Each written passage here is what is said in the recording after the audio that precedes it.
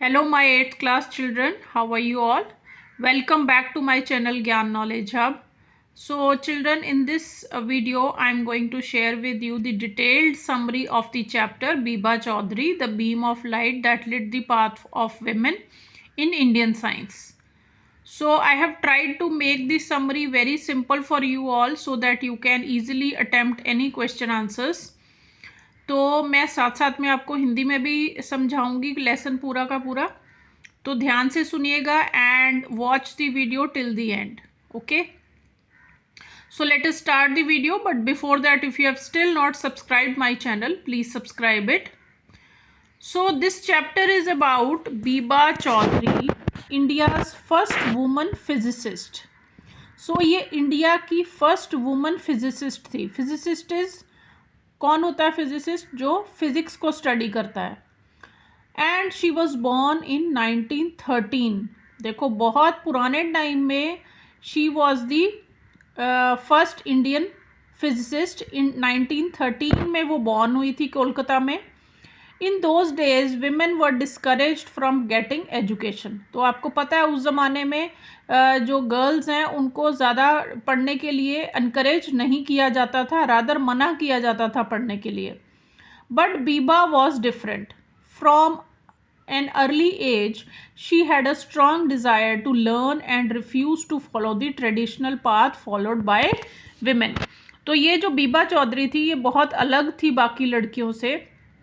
जहाँ बाकी लड़कियों को घर के कामकाज सिखाए जाते थे, वहीं जो बीबा चौधरी है, she was more interested in learning new things.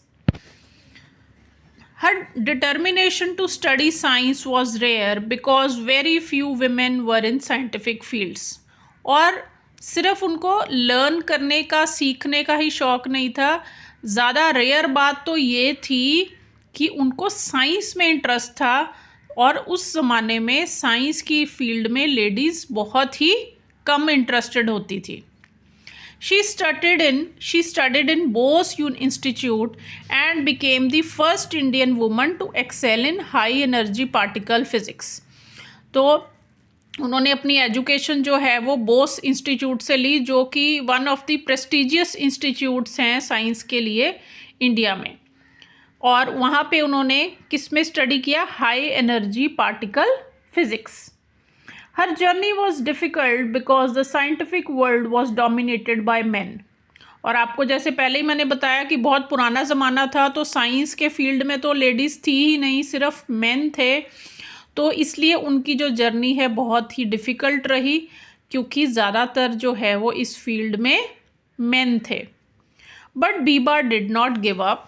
In 1945, she got an opportunity to study further at the University of Manchester in England. तो जो हार नहीं ना मानता वो आगे बढ़ता ही चला जाता है. तो 1945 में पहले इनिशियल स्टडी अपनी इंडिया में करने के बाद वो इंग्लैंड की मैनचेस्टर यूनिवर्सिटी में चली गई फर्दर स्टडीज़ के लिए. She worked under Patrick M.S. Blackett, a renowned physicist and a Nobel Prize winner. तो वहाँ जाके उन्होंने पैट्रिक M.S. ब्लैकेट के अंडर अपनी PhD स्टार्ट की. Bibha's research focused on cosmic rays, high energy particles from space that strike the earth's atmosphere. तो उनका topic क्या था PhD की रिसर्च के लिए? हाई एनर्जी पार्टिकल्स जो कि स्पेस से अर्थ के ऊपर स्ट्राइक करते हैं. हर थीसिस रिसीव्ड वाइड प्रेज. तो बेटा आपने अगर कभी सुना हो, जो PhD करते हैं ना वो अपनी रिसर्च के ऊपर थीसिस लिखते हैं. तो जो उनके थीसिस थे ना उनको बहुत अप्रिसिएशन मिली, बहुत अप्रिशिएट किया गया. But despite her talent her contributions were not well recognized. लेकिन जितनी उनको रिकॉग्निशन मिलनी चाहिए थी उतनी नहीं मिली. One of her most important achievements was the discovery of pi mesons. तो सबसे ज़्यादा जो बड़ी अचीवमेंट उनकी थी वो थी जो उन्होंने एक नई डिस्कवरी की थी पाए मेसन्स की, जो कि एटम का ही एक पार्ट है. This was a breakthrough in physics. तो ये एक नई रिसर्च थी जो पहली बार किसी ने डिस्कवर किया था. इन 1950 she was nominated for a Nobel prize, और 1950 में उनको नोबेल प्राइज़ के लिए नॉमिनेट किया गया।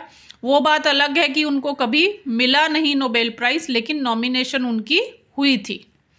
In 1949, she returned to India as she was selected to work at the Tata Institute of Fundamental Research by Homi J. Bhabha। तो आपने Bhabha institute का नाम सुना होगा, टाटा की तरफ से इंस्टीट्यूट है ये। और वहाँ पे जो टाटा इंस्टीट्यूट में जो होमी भाभा हैं, उन्होंने इनको सिलेक्ट किया टू वर्क देयर, तो इनको जॉब मिल गई Tata institute of fundamental research में, TIFR में। She was the first faculty member at the TIFR, first woman faculty member. तो एक वो पहली लेडी थी जो कि TIFR में काम करने आई थी। She worked with India's leading scientist including Vikram Sarabhai. तो आपने विक्रम साराभाई का नाम भी सुना होगा। He was a very great scientist, तो उनके साथ भी उनको काम करने का मौका मिला। Yet throughout her life she never received major awards, लेकिन उनको पूरी ज़िंदगी, maybe because she was a woman, she was not recognised, तो उनको ज़्यादा अवार्ड्स कोई भी नहीं मिले। शी पास्ड अवे इन 1991, और ऐसे ही बिना अवार्ड्स कोई मिले हुए वो 1991 में उनकी डेथ हो गई। ईयर्स लेटर इन 2019, देखो कितने सालों के बाद, हर एफर्ट्स वर रिकॉग्नाइज्ड। तो इतने सालों के बाद 2019 में जाकर उनकी एफर्ट्स को रिकॉग्नाइज किया गया। And the international astronomical union named a star in the Leo constellation as Bibha. तो उनके नाम से एक स्टार, मतलब एक स्टार को उनका नाम दिया गया जो कि लियो कॉन्स्टिलेशन में है। उस स्टार का नाम रखा गया Bibha, meaning beam of light. Her legacy lives on, inspiring women to rise and be on the same level as men. तो वो तो चली गई, लेकिन उन्होंने बहुत सारी विमेन को इंस्पायर किया इस फील्ड में आने के लिए।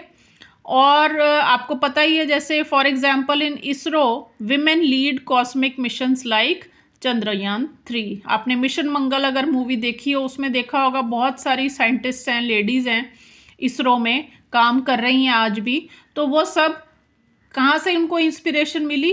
इन्हीं से मिली, बीभा चौधरी से। So that is all children for the summary of this chapter. If you find the video useful, please like and share.